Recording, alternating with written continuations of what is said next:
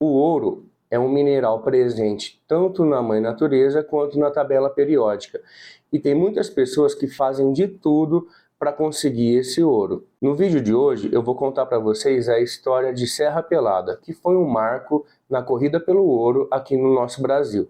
Então fica comigo que depois da vinheta eu te conto. Eu sou Patrick Costa e esse é o canal 33K. Ah, eu vou ficar assim? Fica muito grande. Não, eu tenho que fazer, eu vou fazer o quê? Vou ficar assim?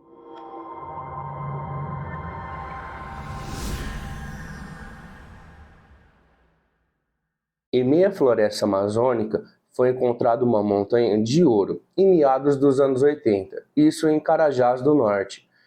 Serra Pelada, como ficou conhecida, era um elevado coberto por florestas nas dependências da fazenda Três Barras, no sudoeste do Pará. Em 1980, a primeira pepita de ouro foi encontrada. Você sabe o que é pepita? É a pedra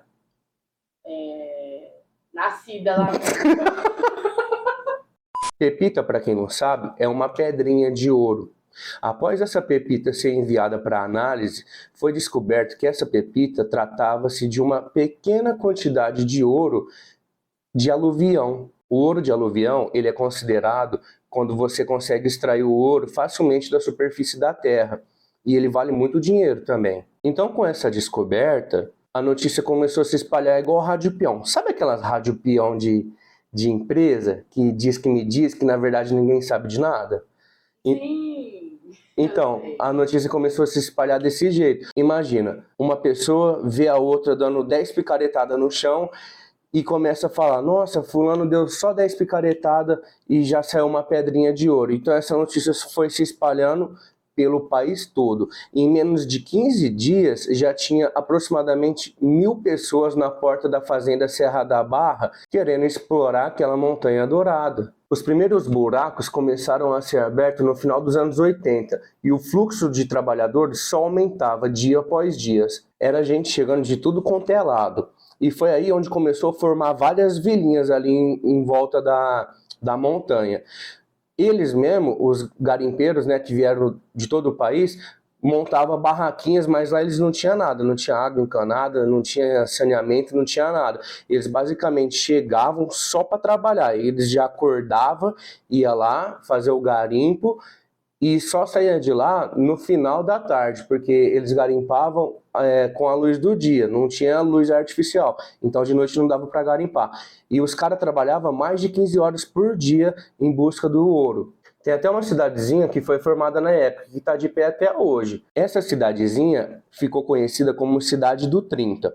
Vai vendo essa história. Ela ficava a 30 quilômetros da onde era feito o garimpo. E lá era onde ficava bares e bordéis. Então, se os caras quisessem dar uma divertida, eles tinham que ir para lá. E lá também era o lugar onde tudo se resolvia. Porque quando tem muito homem e muito dinheiro envolvido, sempre dá briga. Eles tinham até uma frase lá que era o seguinte: de dia é 30 e de noite é 38. E eles iam para lá porque na época o governo colocou policiais lá na garimpagem, entre aspas. Então era o único lugar que eles tinham para se divertir. A cidade começou a crescer tanto lá no lugar da garimpagem, tão desenfreadamente que o governo precisou intervir. E lembrando que nessa época o país passava por uma ditadura. E foi aí que foi enviado para lá um cara que chamava Sebastião Curió, conhecido como Major Curió. E foi esse major. E foi esse Major.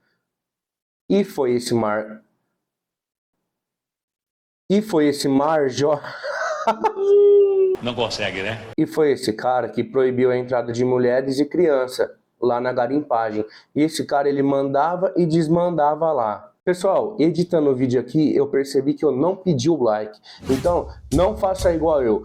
Deixa o like, se inscreve no canal e ativa o sininho de notificação.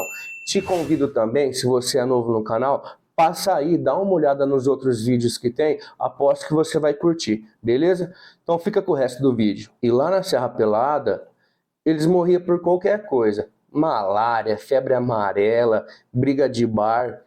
Inclusive, lá nesse 30 aí, uma curiosidade, eles que bamburravam, né? Que eles falavam assim, bamburrava. É quando você consegue extrair. Quando você bamburrava. Então, quando eles bamburravam, conseguia tirar o ouro da terra, eles iam pra esse 30 aí e fechava a zona lá. Só que não era um só que bamburrava, tinha outros caras também, né?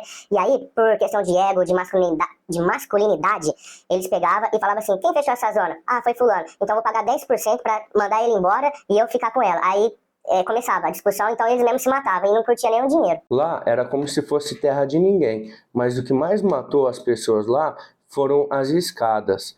Essas escadas, elas foram aumentando ao decorrer que o buraco ia crescendo. E ela foi feita de qualquer jeito. Conforme o buraco ia diminuindo, eles iam colocando mais degrau na escada. E essas pessoas que vocês estão vendo aí na imagem, eram apelidadas de formigas. E esses formigas, eles eram responsáveis por jogar o saco de terra do outro lado.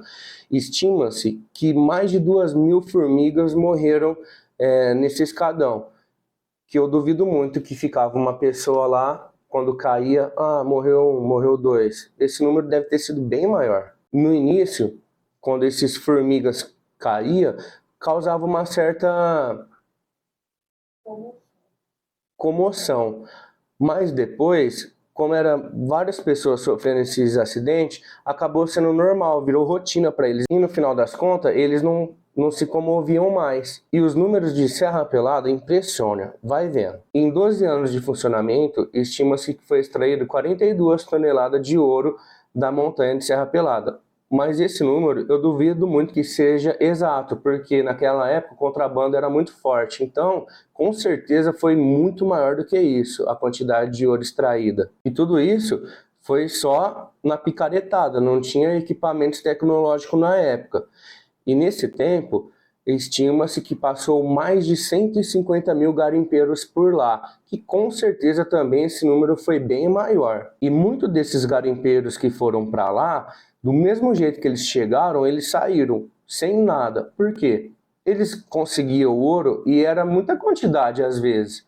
E eles não tinham uma educação financeira, então eles gastavam à toa. Teve casos de gente que colocava fogo em dinheiro só para mostrar que eles estavam com dinheiro. Tem uma história que um cara, ele foi pro Rio de Janeiro atrás de uma mulher, um garimpeiro de lá. E aí, ele tinha pegado uma pepita de 45 quilos de ouro. Então ele estava com muito dinheiro. E ele foi pro Rio de Janeiro e ele não levou o chapéu dele. Esse chapéu, o chapéu que quando ele estava garimpando lá, ele estava com esse chapéu, então era o chapéu de sorte dele.